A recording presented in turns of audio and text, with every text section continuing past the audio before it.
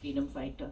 So Lokmanya Tilak Medical College and General Hospital. It's popularly known as Sion Hospital, and it's actually my alma mater, and I work there now. And I think I owe almost everything that I have learned to this place. And I also work with the corporate hospitals. So we're going to tread on eggshells in the morning today. And what we are going to talk about is surgery of the frontal sinus. Now, when I was going through your expectations, almost 80% of you, one of your expectations has been how do I operate on the frontal sinus, or tips, surgical tips of how to operate on the frontal sinus. And at the end of this lecture, I hope to be able to answer this question: how does one operate on the frontal sinus safely and effectively? Safely is very easy, don't go there, it's very safe. But obviously, once you go to the frontal recess, it is very important to complete the job. So for example, I may open the bulla and just see whether there's anything wrong, or I may just open the sphenoid, partially, and just see whether anything is wrong and leave it, and there's no problem. But the frontal sinus is very unforgiving. If you decide to operate in the frontal recess, then you have to complete the job. But if you don't do it, then iatrogenic frontal sinusitis because of fibrosis over there, or because of closure, stenosis over there, is very high. Not fibrosis so much as stenosis. You don't really get fibrosis, you get granulations and then adhesions forming. So I suppose in a way you would say it's fibrosis. Okay. So this is the Sistine Chapel, okay, in the Vatican City. And Michelangelo painted it by lying on a platform just an arm's length away from the ceiling. But if you see the whole ceiling, which is huge, you can see that the human proportions that are there are perfect. It's perfect. So it must have been an amazing amount of three-dimensional knowledge in his head to be able to paint at arm's length and actually still get the whole proportion of the entire ceiling correct. And for us, our Sistine Chapel, operating the roof, is the frontal recess, okay, and the frontal sinus. And at the end of the surgery, the frontal recess should be widely open like this and should have mucosa lining it completely. So this is what we are aiming for. So what are the challenges to frontal? Why is the frontal sinus more of a concern to us in terms of our learning curve than the other sinuses? Of course, the sphenoid sinus also, but hopefully yesterday we've more or less, and for those who अजून एक मिळाली तर बघा. अच्छा, okay.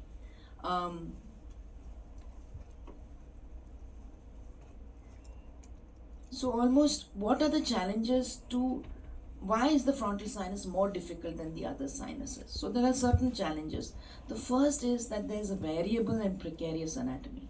So first of all, you're operating in this narrow space between the orbit and the brain, okay, so something like between the devil and the deep blue sea. So it's a very narrow area in which you're operating between two major vital structures.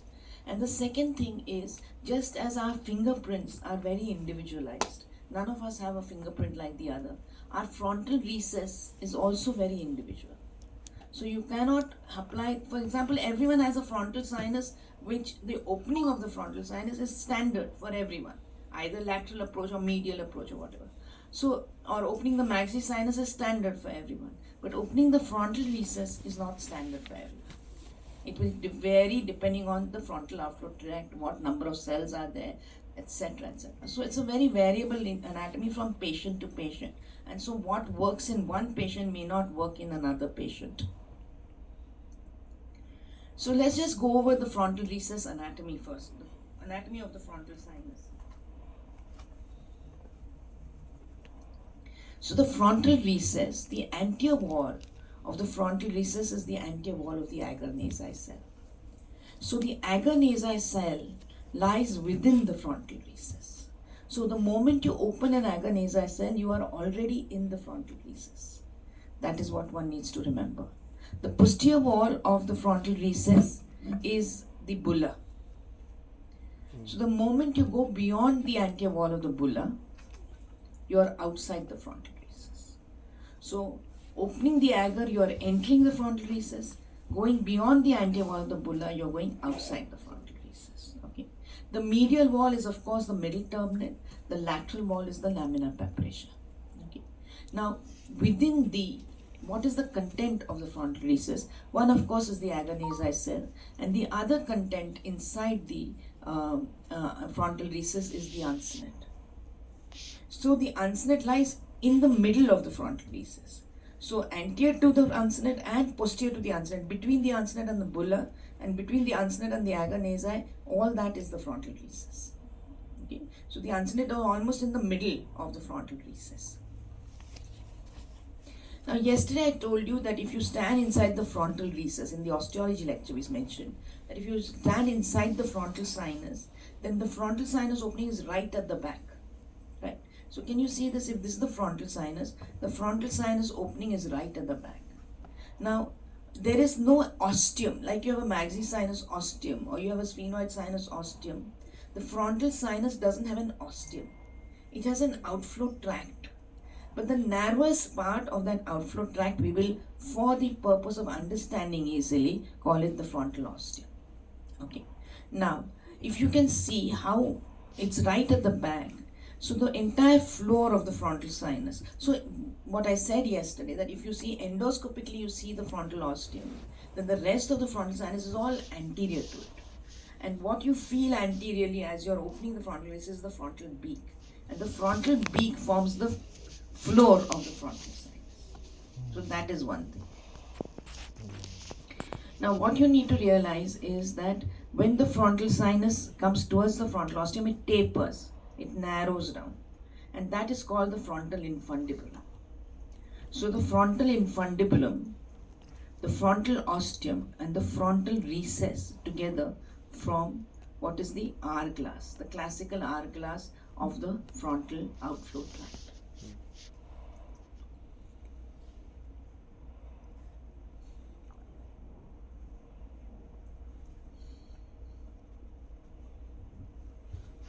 So if you look up here,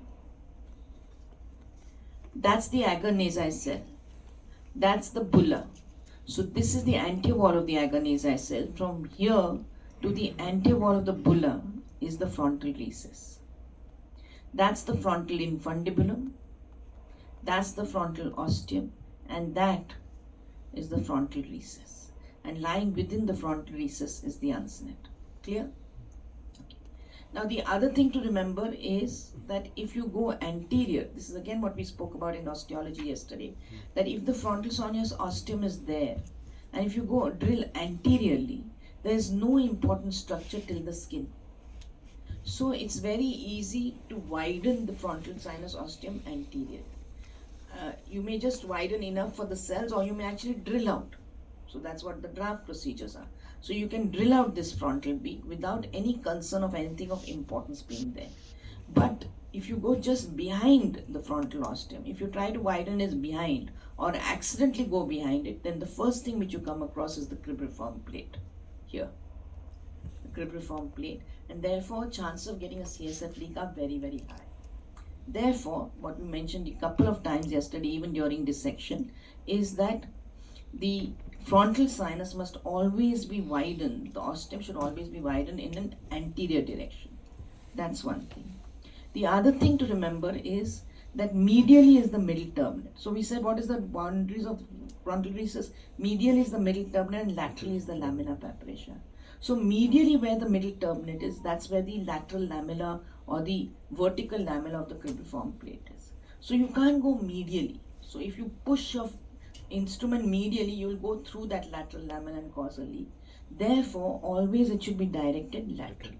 Therefore, opening the frontal sinus is in all instruments, the direction of the instrument should be anterior and lateral. So anterior-lateral. Okay. So this is what we are aiming for. Now look at this. That's the frontal sinus. That is a space behind the frontal sinus. And then that is the antiethmoidal artery. So this is the configuration that you always get. Yesterday while people were dissecting, we were talking about that. So if you look on the bone, that's the frontal sinus. Okay. And what exactly are you seeing endoscopically? You're seeing the posterior wall of the frontal sinus. Okay, you don't see this part of the frontal sinus, you see the posterior wall of the frontal sinus. So with an endoscope, even with a 70-degree endoscope, what you're seeing straight ahead is actually the posterior wall of the frontal sinus. Then there's the space behind it, and this space is actually the posterior wall of the frontal recess. So this space that you see is actually the posterior, or this space which you see is the posterior wall of the frontal recess. And then you get the anti-ethmoidal artery, and you get the anti-ethmoidal, and see the bulla. The anterior wall of the bulla is here. So the anti-ethmoidal artery is just behind the anterior wall of the bulla. Now we know that the bulla is the posterior wall limit of the frontal recess. So the anterior ethmoidal artery does not lie in the frontal recess at all. It is behind the frontal recess. So once you start seeing the anterior ethmoidal artery, it means you're already outside the frontal recess. You've already gone beyond the frontal recess. Okay. So though we think about the anterior ethmoidal artery very in close connection to the frontal sinus, remember that the actual artery does not lie in the frontal recess. It lies just beyond it, just behind the anterior wall of the bulla. So that's what this is actually what you're seeing, and this is how it looks like endoscopically. Clear? Any questions? No. Okay. Now on CT scans, like I said, you're watching the frontal sinus, and at some point I said, right at the posterior part of the frontal sinus comes up the frontal recess. Now if you want to know exactly whether when a cut is there, whether it's going through the frontal sinus itself or it's going to the frontal recess, how do you make that out? So you see, when you have bone going from one orbit to the other, straight across, bone like this, that everything there is within the frontal sinus. Okay, what is this bone? This is the bone where the frontal beak has been imaged. Okay, so this is the, now what, with the perpendicular plate of the ethmoid, it forms a T. So this is called a T sign, or it's also called the double arch sign. So the double arch sign or the T sign is where the frontal sinus is seen, because the bone goes right across from one orbit to the other orbit. So what happens exactly is, when you're going through the frontal sinus and through the frontal beak like that, this is what it looks like. Bone from one orbit to the other orbit. Okay. But if you have gone beyond the frontal beak into the frontal recess, then it's not cutting through the frontal beak, and this is what it will look like. There is no bone going across from one orbit to the other. So when this bone is absent, you're actually in the frontal recess, and when this bone is present, you're actually in the frontal sinus.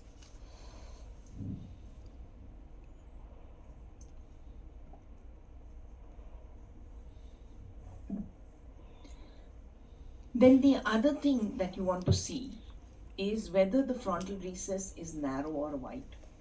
Okay, what do we mean by narrow or wide? If there are a lot of frontal cells in the frontal recess, it's called a wide frontal recess.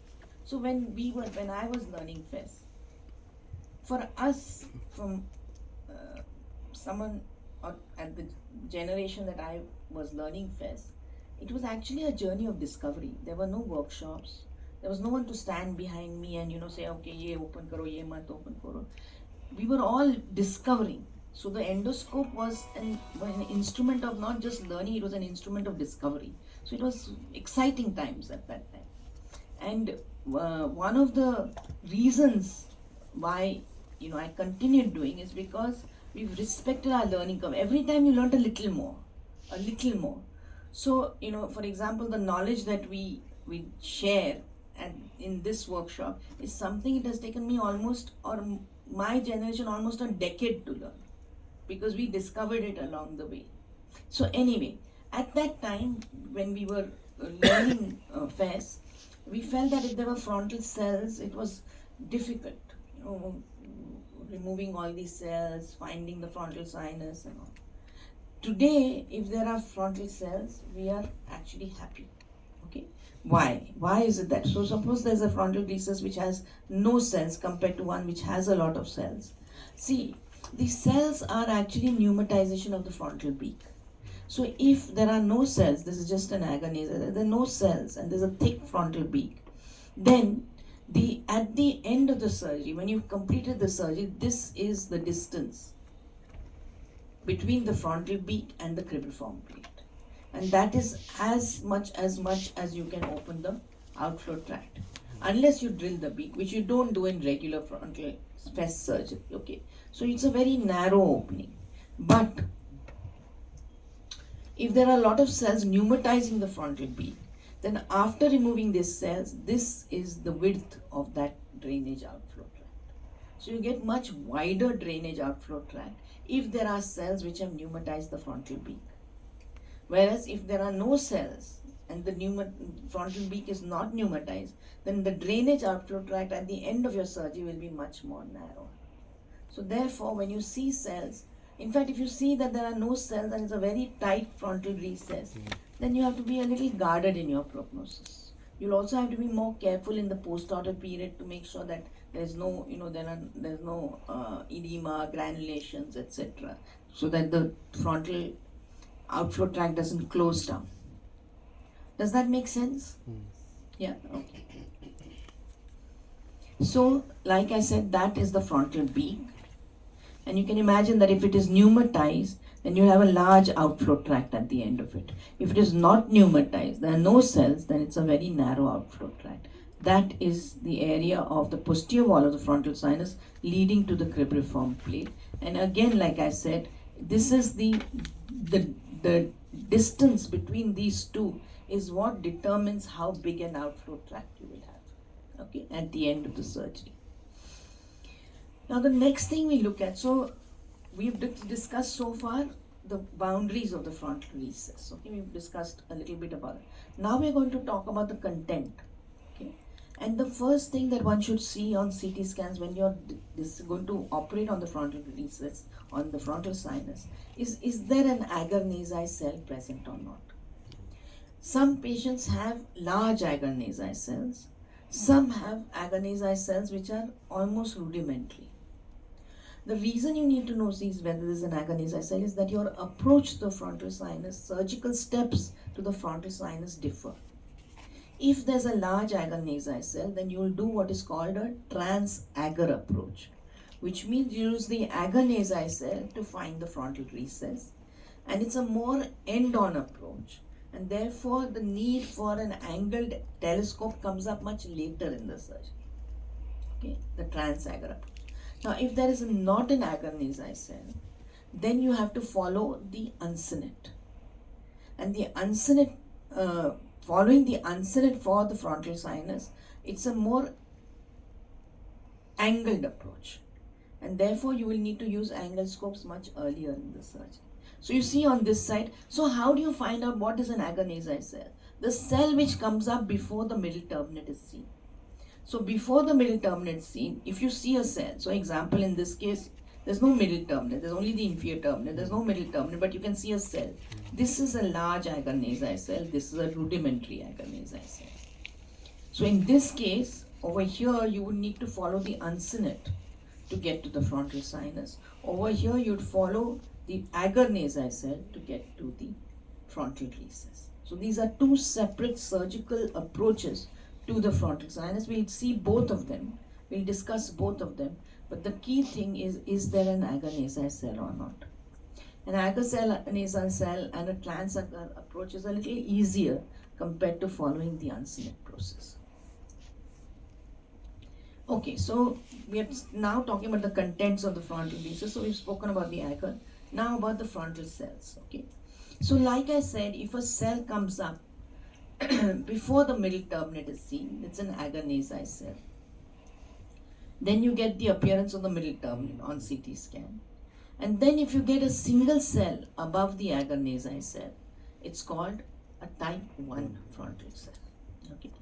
If you get a series of cells, 2 or more, above the agar nasi cell, but below the level of the frontal beak, that means not going into the frontal sinus, still in the recess itself, not in the frontal sinus. So below the level of the frontal beak, more than one cell, it's called a type 2 frontal cell. If you have a cell, a single cell which goes into the frontal sinus, which means goes above the level of the frontal beak and actually encroaches within the sinus, but is less than 50% of the height of the frontal sinus, it's a type 3 frontal cell. And if it goes more than 50% of the height of the frontal sinus, then it's a type 4 cell. Let me just show you a classical type 3.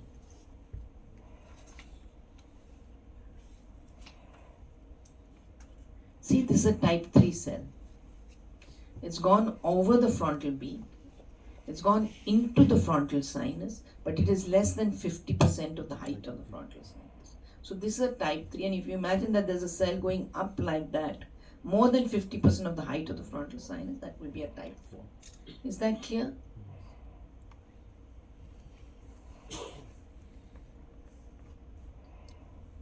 So that is type 3 frontal cell, and this is a type 4 frontal cell. Now, what we usually see to make sure that we are in the frontal sinus is we look for the frontal glow, right? You put in an angled scope 70 degree, you increase the light on the light source, and you look to see whether you get a frontal glow above the eyebrow. Okay, so above the eyebrow is the frontal glow, below the eyebrow is the ethmoid glow. So you're looking for the. But if you're in a type 4 frontal cell, will you get a frontal glow? Yes, you'll get. Okay, so also within the frontal, if it is a very high type 4 frontal cell, you may be in the frontal cell and you may think it's the frontal sinus. So, and if you don't remove this frontal cell, the outflow tract remains narrow. This is the outflow tract of the frontal sinus. Just look up 2 minutes. This is the outflow of the frontal sinus, okay? And if you don't remove this cell tract remains narrow. So it's very important to recognize whether you're in a type 4 frontal cell, which needs to be removed, or whether you're in the frontal sinus itself. Now there are 2 ways to differentiate whether you're in one or the other. The type 4 frontal, the frontal sinus, the posterior wall of the frontal sinus, as you see it, is always convex because the frontal lobe is over there, okay? So when you put in an endoscope and you're thinking, is this the frontal sinus or the type 4 frontal cell? If the posterior wall that you can see is convex, then it's the frontal sinus. Whereas in a type 4 frontal cell, because it's a round cell within the frontal sinus, the posterior wall will be concave.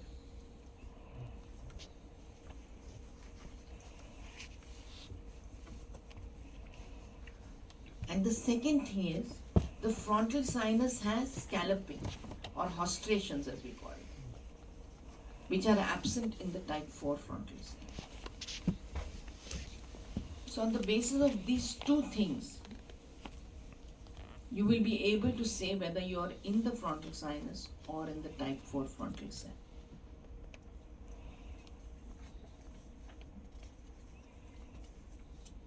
So just as yesterday we discussed 4 points for differentiating between the posterior-most ethmoid cell and the sphenoid sinus. Like that, remember these 2 points for differentiating between the type 4 frontal cell and the frontal sinus itself. Just a small recapitulation about the last statement. Just this one. Okay. So, do you understand that if a type 4 frontal cell is inside the frontal sinus and you're looking with an endoscope, you can mistake it for the frontal sinus because it's a nice wide cavity going right inside deep and you can get a frontal glow. So you would very likely think that this is the frontal sinus. The problem is that if you make that mistake and you think this is the frontal sinus and you don't remove this frontal cell, that frontal outflow tract remains narrow and you will continue to have sinusitis. So it's very important to recognize it. Oh, I'm in the frontal type 4 frontal cell, and remove that cell so that the frontal outflow tract doesn't remain this much but actually widens to this much. That is what you're trying to do. So the way to find out whether you're actually in it, one is of course look at the CT scans. But even after looking at the CT scan, if you're hai ki nahi, then what you need to do is you look at the posterior wall. Now the frontal sinus, the posterior wall is where the frontal lobe is, right? So because of that, the posterior wall of the frontal sinus will be convex. So if you're looking into with the scope inside, the wall which you see posteriorly, if it is convex, it means that it's the frontal sinus. Whereas in a type 4 frontal cell, which is inside the frontal sinus, It has nothing to do with the frontal lobe. So the posterior wall will be concave. Okay, it will be like this, inside the frontal sinus. So the posterior wall will be concave. And the second thing is the frontal sinus itself has these what we call scalloping or hostrations. Okay, the partial septa, the partial septa. So the wall is not smooth. It has these semi-partitions. Whereas the type 4 frontal cell will have a smooth wall. There will be none of these hostrations. Does that make sense? Okay. So if you see in sagittal, look at this. This is an agar cell. This is an agar cell. Can you see two cells above it? But they are below the frontal beak. So this is a type 2 frontal cell. Can you see this? On one side there's a cell above, both these cells are above the frontal beak. But this one is less than 50% of the height and this is more than 50% of the height. So this is a type 3 and this is a type 4. I showed you a type 3 much better type 3 previously. But this is a type 3 and this is a type 4 frontal cell. Okay.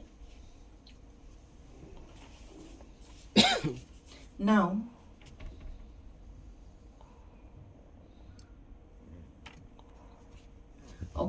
all these cells are along the anterior wall of the frontal sinus. They pneumatize the frontal beak. Okay, so they are along the anterior wall. But sometimes your cell which comes from along the posterior wall of the frontal sinus and from actually pneumatizes from above the bulla area. That is like this. And this cell which goes from above the bulla into the frontal sinus is sometimes called the frontal bulla cell. So the frontal bulla cell is a cell which pneumatizes along the posterior wall of the frontal sinus, above, going up into the frontal sinus from above the bulla.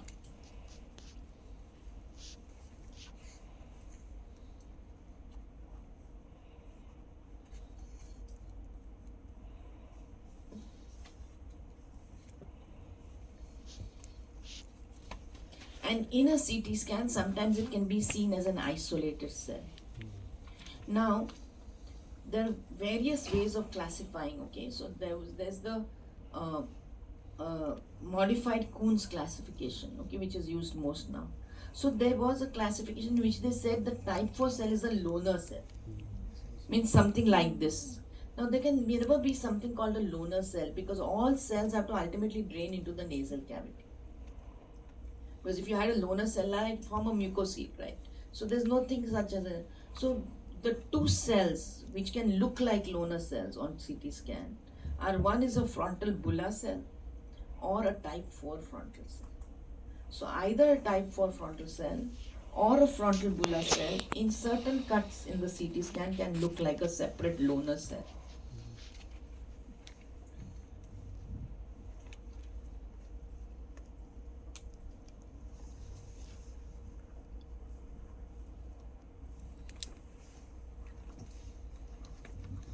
How do we differentiate both cells on CT?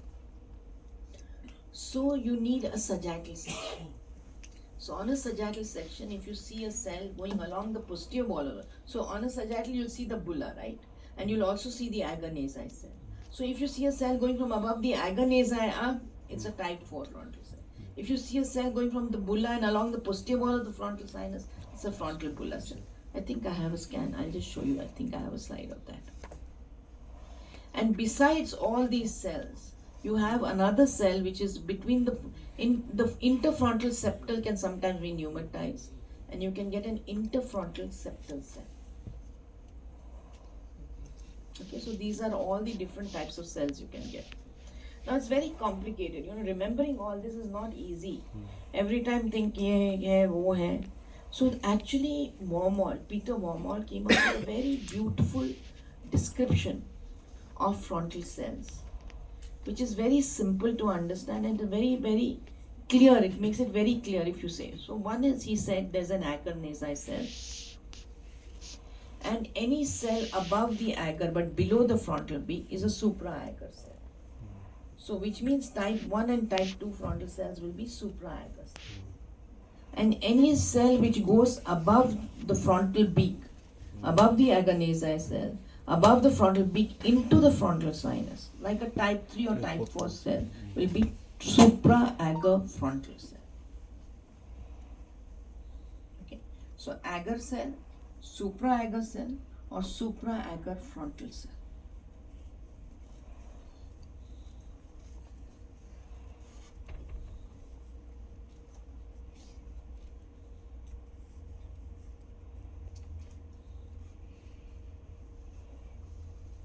And the other way of doing it was also, the thing is that there's a bulla. You can have a suprabular cell just here, a suprabular cell here, or you can have a suprabular frontal cell, which is that frontal bulla we are talking about. So the bulla, suprabular, and suprabular frontal cell.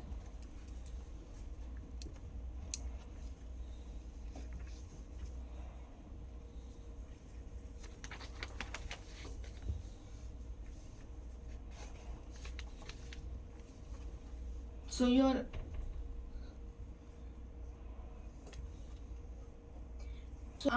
is your understanding of these cells clear now in your mind?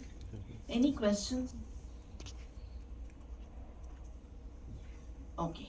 Now the other content. So we talked about the agonizing cell, we spoke about the frontal cell. Now we're talking about the unsymmetrical cell.